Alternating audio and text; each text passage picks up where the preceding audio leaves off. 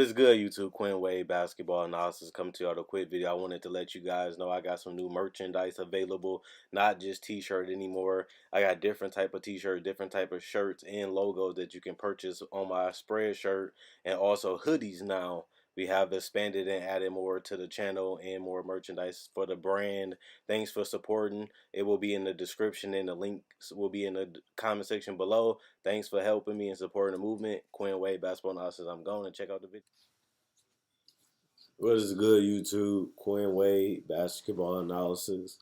Coming to y'all with a quick video. We're going to talk about the New York Knicks and Mitchell Robinson, a guy that a lot of people thought would have a breakout season, even possibly most improved player this season, and it haven't really been the case. Mitchell Robinson has got less minutes than he did last year, averaging 18.8 minutes. He is shooting 72% from the field. He is shooting 71% from the free throw line. And he is showing they can still give you decent rebounding and marginal minutes with 6.1 rebounds.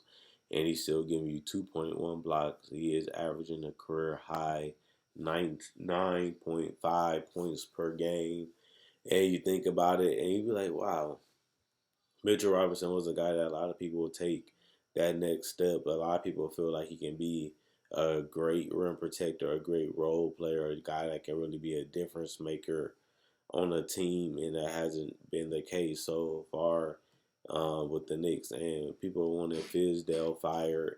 I'm not a person that wants Fizdale fired. I'm not a person that's advocating him to be fired. I actually don't have a problem with Davis Fizdale right now or what he has done, just because he has a lot of young players that don't know how to win and he don't have the best roster. We all know that David Fizdale picked his roster and he knew he had to develop players.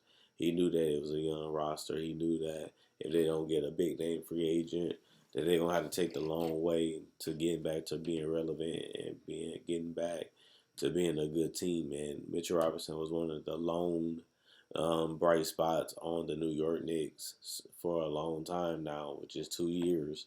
Because you look at Dennis Smith Jr., he doesn't really look like he has the upside of becoming an all-star like a lot of people thought, just because he lacks consistency in his scoring, his playmaking, his defense, and his shooting. And then you look at Kevin Knox. He's another young player that a lot of people think that he can be a star. He doesn't really seem like he's going to live up to that hype either. But honestly, you never really know his ability to shoot threes and become a decent off the ball shooter, but also a guy that can create his own shot. He's just so far away from actually being a great scorer and actually being a decent 3-point shooter. It's going to take years and years to develop Kevin Knox. He might become a star in the future, but just not now. And this is his second year, and I'm saying that. But Mitchell Robinson, he just showed that he was a two-way player, a guy that can impact rebounding, but not only rebounding, protecting the paint. He plays with a lot of hustle, a lot of energy, a lot of fight. And I think that that's really important when you're trying to build a culture. I think it's really important when you're trying to build something special. You need somebody that can really impact the game on both sides of the court. Plus, also being a great rebounder when he does play is another thing that's very, very important. But his offensive game hasn't developed. He don't really have any go-to moves in the paint. He don't have the best touch around the rim. And I think that that's going to be a problem, especially if he wants to get major minutes and be a big contributor in the fourth quarter. He's going to have to be able to knock down free throws, and he's going to have to be able to make plays, whether it's in the pick and roll, whether it's him rolling to the basket and just doing the extra pass or kicking it out when he don't have a shot. It is small increments that he needs to make for him to really have a long, successful all-star career. And I haven't gave up on Mitchell Robinson. I still think he got a long, bright future. I still think that the Knicks can develop him, but he does deserve and need more minutes. He is still foul happy, but most big men that are great defenders or will become a great defender all have foul trouble problems most of the time, just because they like to contest a lot of things and they like to make a lot of things more difficult than what they have to be in the paint area. And sometimes you're going to play. Sometimes you're going to have a great defensive play, and sometimes you're going to have a play where at the end of the day you fouling. So sometimes either you make a great defensive play and get the stop or the steal or the block, or sometimes you just at the end of the day you just struggle to do it without doing contact, or the ref just don't think you got a clean block or a clean steal. So it's either you contesting, blocking, stealing, or fouling. So that's how the game goes. So all I wanted to do is give you guys an update on how I feel about Mitchell Robinson. I think he still has the star potential. I think he still can do a lot of things defensively.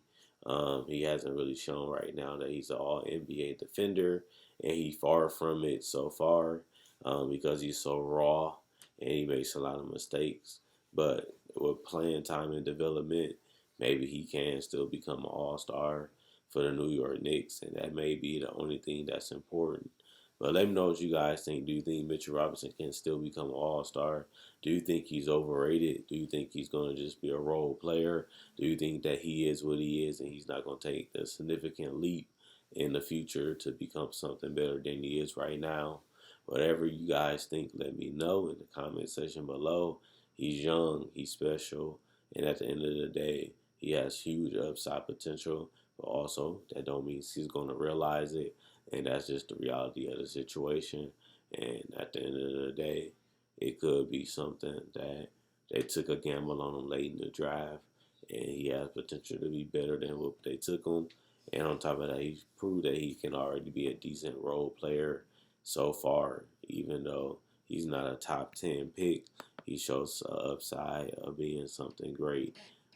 He was a 36 pick by the Knicks, and he has shown value at that pick, and he has shown that he can be very, very special so far. So at the end of the day, I think when you look at this team, they are missing a rim protector. They really don't have that since Porzingis has been traded, and they're trying to find a person that can fill that void at the end of the day in that paint, and he has shown that he can potentially do that. But when I look at Mitchell Robinson, I just see a guy that can sometimes be lost. I see a guy that can sometimes be one of the greatest players in the NBA. And I just sound crazy. That's how mixed and matched his game is right now. And when you look at him, also, the guy is only 21 years old. Even though he's about to be 22, he's a legitimate 7 feet, 240. That's a big, huge, athletic, mobile body that can really be a force defensively. And you can't teach height, and he is strong enough to really make things difficult on other centers and make things difficult when he's contesting by using verticality. But you need the size and you need the height, and since he's a legitimate 7 footer, um, that's even better because some guys are really 6'10", 6'10", 6'9", playing power forward and center, and you want somebody that has real actual size and length and mobility, and he checks all those boxes. But not only that, you also got to look at it from the perspective of um, can he actually develop a mid-range jumper? I think that Rudy Gobert hasn't done it.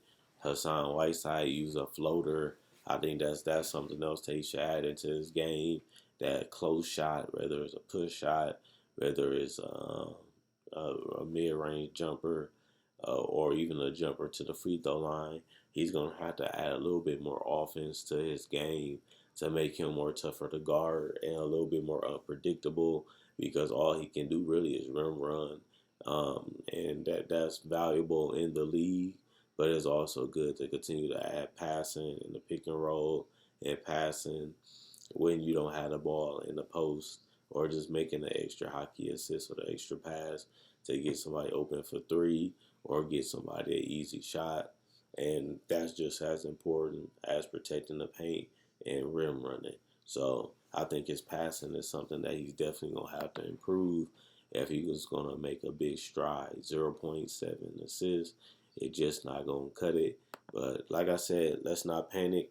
let's not overrate, let's not underrate him because he is only 21 years old and he is a guy that's only getting 18 minutes a game, and that's something that really is going to impact his number and really impact how people feel about him, how people see him.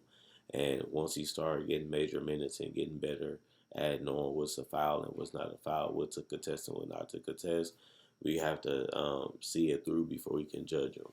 And 5 years from now, hopefully, he is an all-star and a big difference maker for the Knicks and really be something special for them. But then again, he might not even live up to that hype and that potential, and that's reality. But let me know what you guys really think about Mitchell Robinson and the New York Knicks and their future. Like this video, check out my older videos on my channel. I have many playlists. I break down rookies, I break down players, I break down summer league. I do cover the draft, and I got a mock draft up already. Not only that, I do podcasts, and I also talk about the game of basketball, whether it comes to summer league, free agency, trade deadline, buyouts, and also I cover top 10 discussions and stuff like that. So you like this type of video, you like the NBA, check out my older videos and my playlists. I enjoy making these videos. You guys enjoy watching.